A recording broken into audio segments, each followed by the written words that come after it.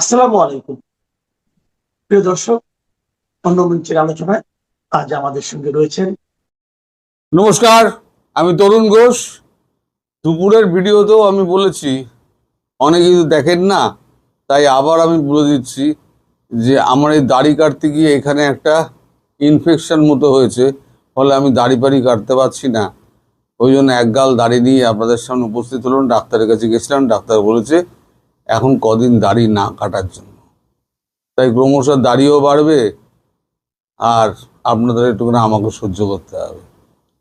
এবার আমি যে কথাটা বলেছিলাম আপনাদের, যে এই যে দুর্নীতিবাজ, ঘুষখোর, নারী লোভী যে নেতা মন্ত্রী আওয়ামী লীগের ভেতরে যারা লুকিয়েছিলেন, তাদের কথা বলবো। একটি ভিডিও আমার হাতে এসছে, সোশ্যাল মিডিয়া মারফত ভিডিওটা আমার হাতে এসছে।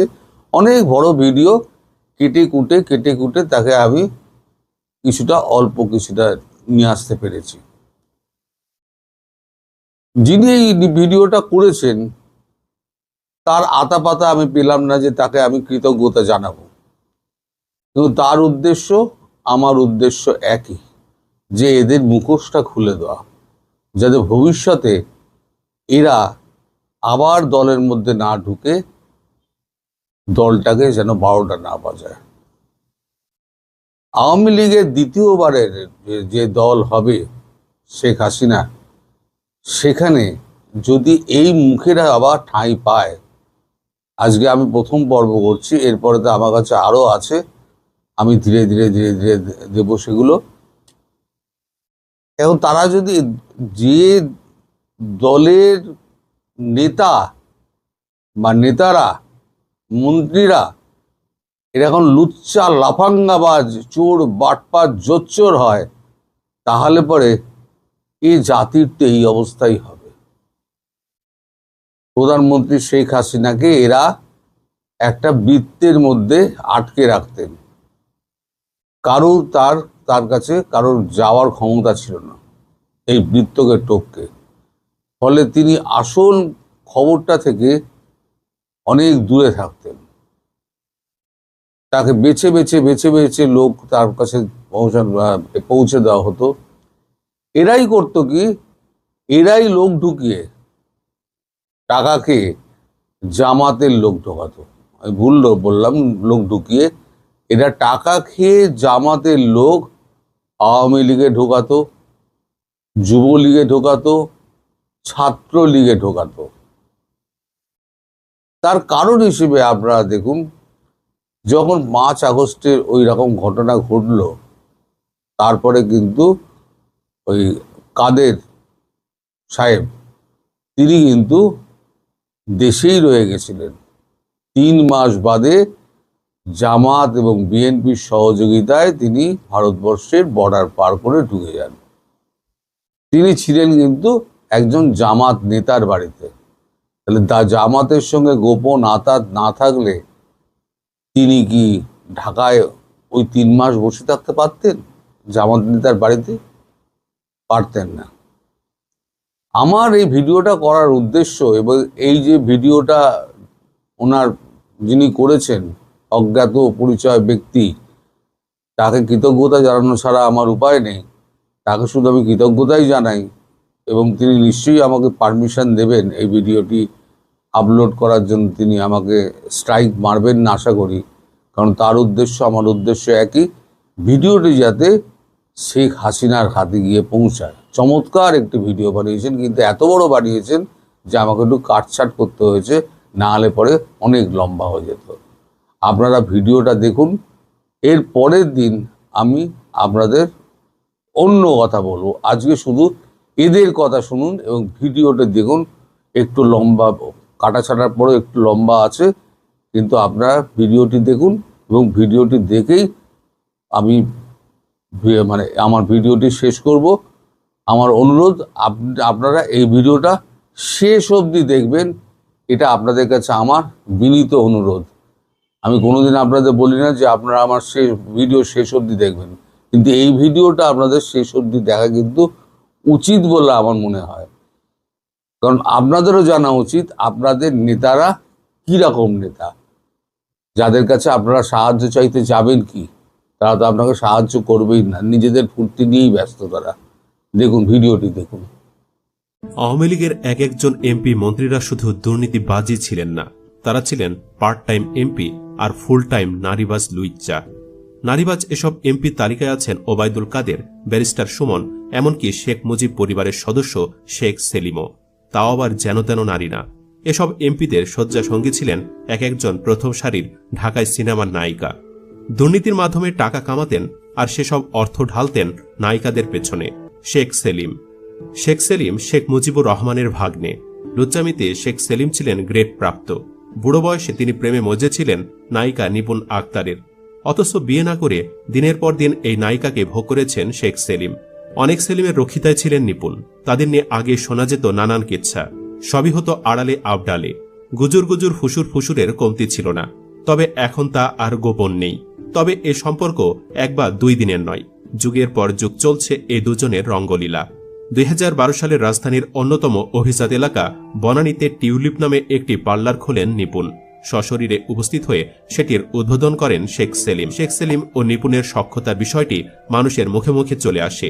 ঢালিউডে কানাঘুষা চিত্রনায়িকা নিপুণের পেছনে বড় কোনো শক্তি আছে। সেই বলে বলিয়ান হয়ে 2022 সালে চলচ্চিত্র শিল্পী সমিতি নির্বাচনে জায়েদ খানের কাছে ভোটে হেরেও জোর করে সাধারণ সম্পাদকের চেয়ার দখলে নিয়েছিলেন এই নায়িকা।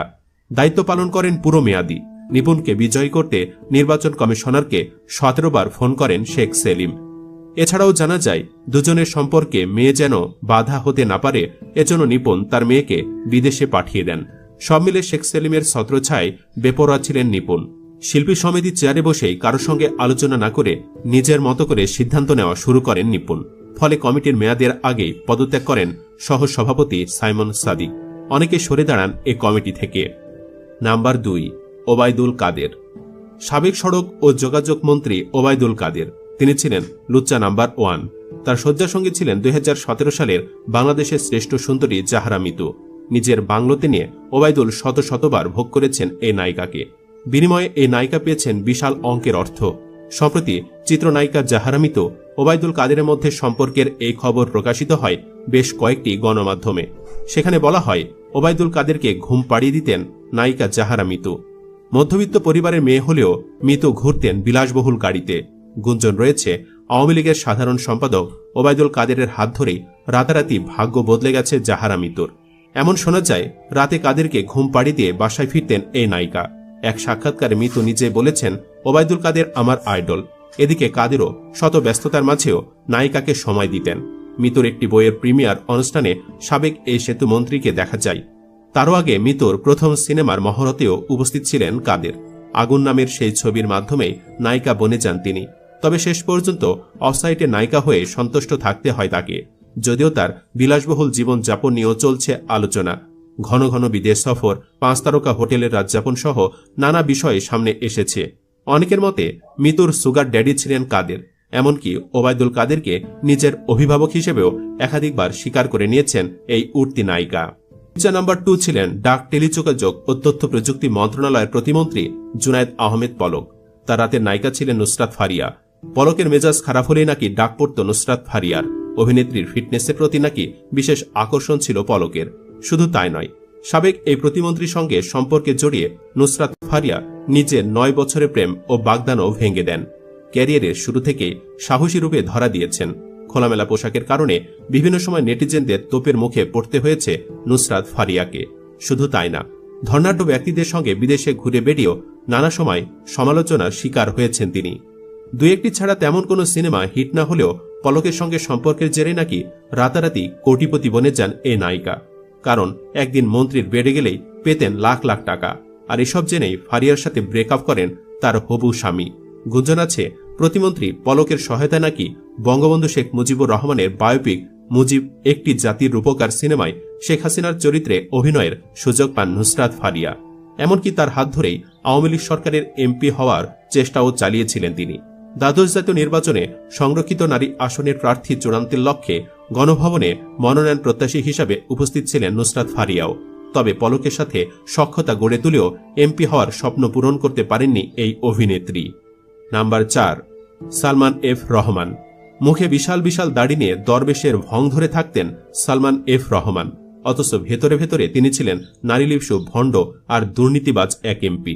জাকিয়া তাজিন নামক এক টেলিভিশন ব্যক্তিত্ব এবং মডেলের সঙ্গে সালমান এফ রহমানের ঘনিষ্ঠতার তথ্য সংবলিত একটি ভিডিও বার্তা প্রকাশ করে একটি বেসরকারি টেলিভিশন চ্যানেলের ফেসবুক পেজে।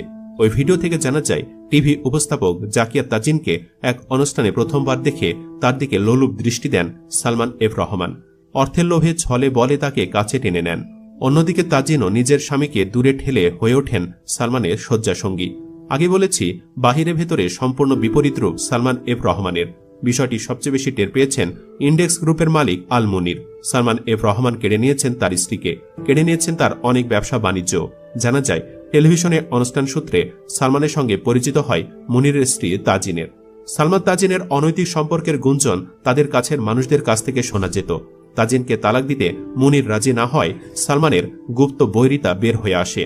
সালমান এফ রহমান শফিউল্লাহকে ডেকে নিয়ে যায় তার অফিসে এবং সেখানে গিয়ে 48 ঘন্টার মধ্যে তাজিনকে ডিভোর্স দেওয়ার কথা বলে এবং সেখানে 300 টাকার স্ট্যাম্পে স্বাক্ষর করতে বলে, যেখানে লেখা ছিল শফিউল্লাহ যেন তার স্ত্রীর নামে কিংবা সালমান এফ রহমানের নামে কোনো অভিযোগ করতে না পারেন।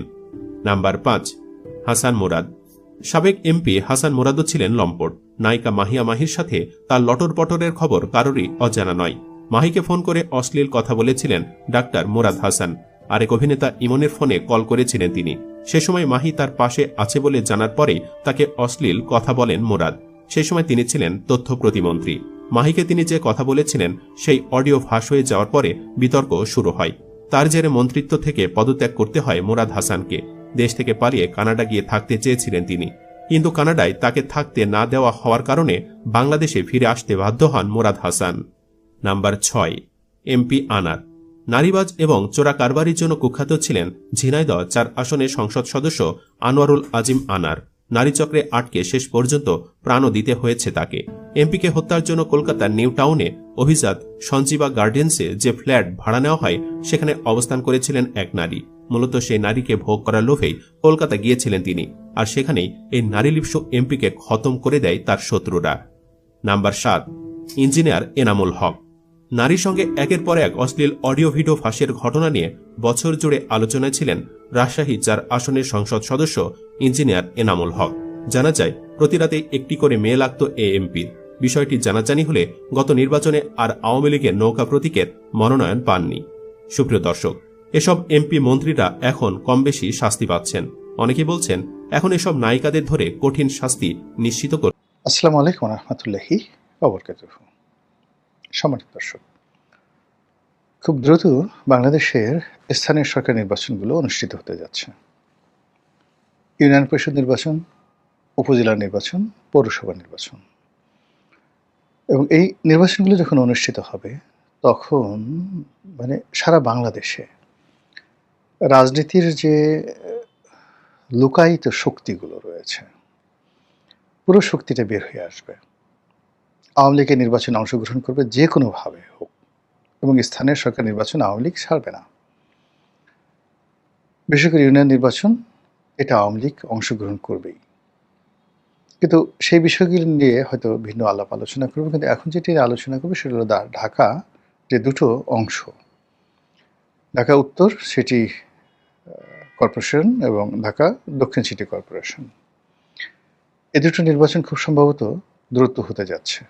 ইতিমধ্যে জামাত দক্ষিণ সিটি কর্পোরেশনে তাদের প্রার্থী ঘোষণা করেছে, এনসিপিও তাদের প্রার্থী ঘোষণা করেছে। অন্যদিকে বিএনপি যাদেরকে প্রশাসক হিসেবে বসিয়েছে, ধরা হচ্ছে বা মনে করা হচ্ছে যে ওনারাই হবেন আগামী দিনে বিএনপির প্রার্থী। তো সেখানে দক্ষিণ সিটিতে সালাম সাহেব আছেন, কিন্তু সালাম সাহেবের এগেনস্টে সেখানে যে জনতার মেয়র ইশরাক, তিনি প্রস্তুতি নিচ্ছেন এবং তিনি তার মন্ত্রিত্ব ছেড়ে কিংবা তার এমপিগিরি ছেড়ে তিনি মেয়র নির্বাচন করবেন, এই ব্যাপারে তিনি অনেক আগেই ঘোষণা দিয়েছেন। কিন্তু দল যদি তাকে মনোনয়ন না দেয়, এক্ষেত্রে পুরনো ঢাকা কেন্দ্রিক তার যে আত্মীয় আছে, স্বজন আছে, ভোটার আছে, বা তার যে বিশাল কর্মী বাহিনী আছে, তারা এই বর্তমান যিনি আব্দুল সালাম সাহেব আছেন তার পাশে থাকবেন বলে আমার কাছে মনে হচ্ছে না। অন্যদিকে আরেকটি অংশ, অর্থাৎ ধরুন যে এখন এই যে মির্জা আব্বাস সাহেবের আত্মীয় স্বজন, তো যেহেতু মির্জা আব্বাস একসময় ঢাকার মেয়র ছিলেন, তো এখানে একটা যৌগিক ঘটনা ঘটতে পারে। অর্থাৎ ঢাকার রাজনীতিতে মির্জা আব্বাসের পরিবার এবং সাদেক হোসেন খোকার পরিবারের মধ্যে একটা মনস্তাত্ত্বিক যুদ্ধ ছিল এবং সেটা এখনো অব্যাহত আছে, কিন্তু উপরে তাদের মধ্যে যতটাই খাতির থাকুক না কেন, এক্ষেত্রে এশরাক যদি সালাম সাহেবের বিরোধিতা করে, মির্জা আব্বাসের যারা লোকজন আছে তারা সালাম সাহেবের পক্ষে যেতে পারে। আবার এটাও হয়ে যেতে পারে, সেটা হলো যে এশরাক সাহেব এবং মির্জা আব্বাস সাহেবের যারা পরিবারের লোকজন আছে তারা একত্রে মোটামুটি সালাম সাহেবকে একটা শিক্ষা দেওয়ার জন্য একটা কাজ করতে পারে, এবং যে কাজটি আওয়ামী লীগ জামানাতে মেয়র মহিউদ্দিনকে হারানোর জন্য চট্টগ্রামের যত লোক আছে, যেমন ধরেন ডক্টর আফসারুল আমিন, আব্দুল লতিফ, শামসুল হক, তারপরে শেষে আখতারুজ্জামান বাবু, ওনাদের বিভিন্ন রকম রাজনীতির কারণে তাদের মধ্যে মতদ্বৈততা ছিল। কিন্তু 2009 সালে যে নির্বাচনটা হলো, সেই নির্বাচনে মেয়র মহিউদ্দিন সাহেবকে হারিয়ে দেওয়ার জন্য আরেকজন ছিলেন মিস্টার কায়ছার, তিনি প্রেসিডেন্ট মেম্বার ছিলেন। তো সবাই মিলে ঐক্যবদ্ধ হয়ে এই ভদ্রলোকের মানে পরাজয়ের জন্য তারা প্রাণান্ত চেষ্টা করে এবং তারা সফল হয়। আমি সেই নির্বাচনে একজন কোঅর্ডিনেটর ছিলাম। মহিউদ্দিন সাহেব আমাকে বললেন যে রনি সাহেব আপনি আসছেন, উনি সবাইকে আপনি আপনি করে বলতেন, রনি ভাই বলতেন, আপনি ঢাকা থেকে এত কষ্ট করে পরিবার পরিজন নিয়ে আসছেন।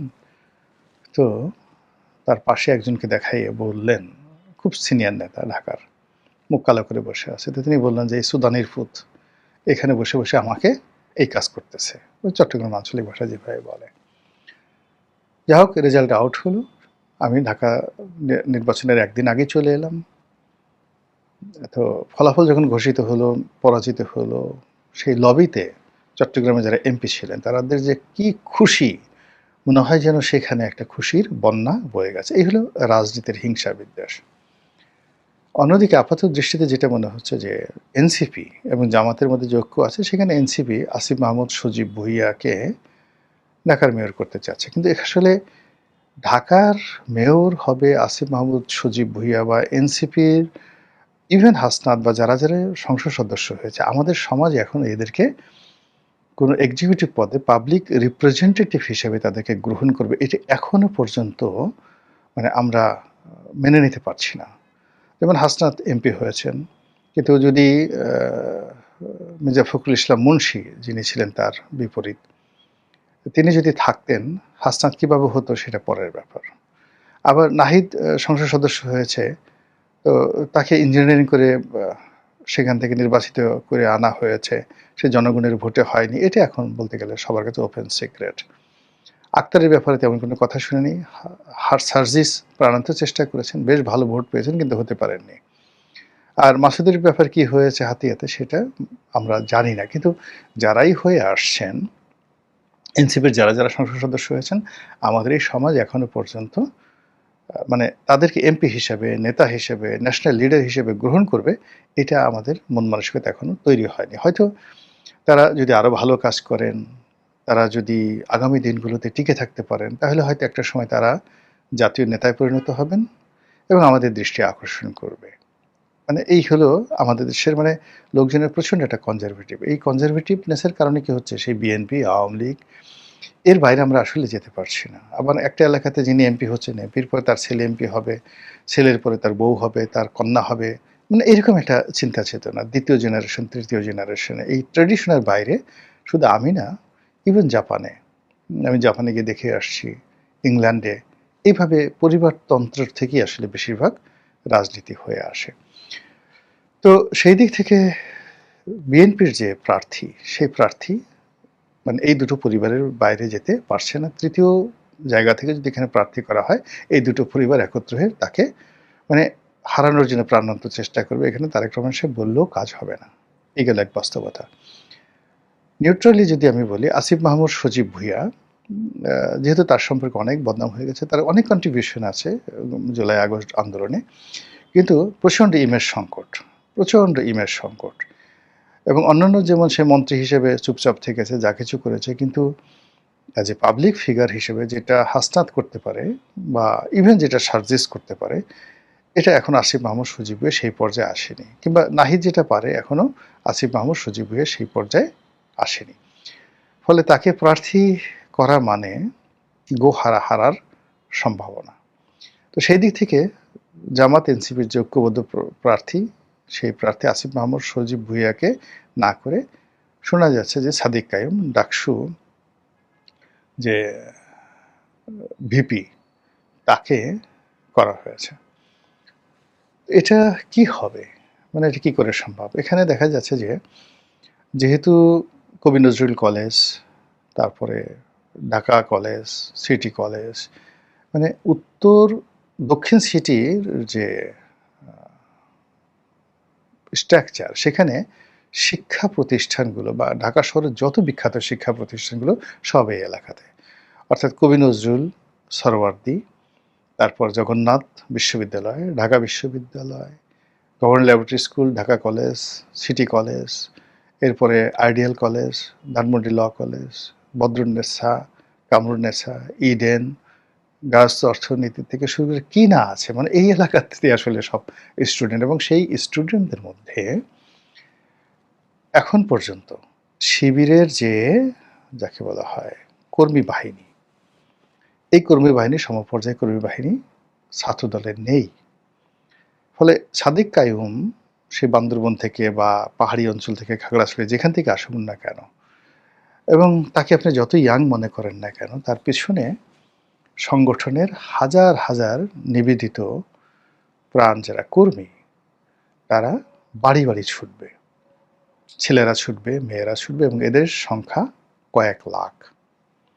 তারা অনেকে ভোটার না, কিন্তু কয়েক লাখ। আবার অন্যদিকে দেখেন যে তারেক রহমান সাহেবের বিরুদ্ধে যে একজন ভদ্রলোক দাঁড়িয়েছিলেন, তিনি কিন্তু অনেক ভোট পেয়েছেন, এবং বলা হয়ে থাকে যে সত্যিকার অর্থে তারা ওখানে বিজয়ী হওয়ার জন্য কিন্তু দেশের বিভিন্ন জায়গা থেকে ভোটারদেরকে সেখানে ট্রান্সফার করেছেন। এবং তারেক রহমান সাহেব যদি সেখানে পরাজিত হতেন, এটা অস্বাভাবিক কিছু ছিল না।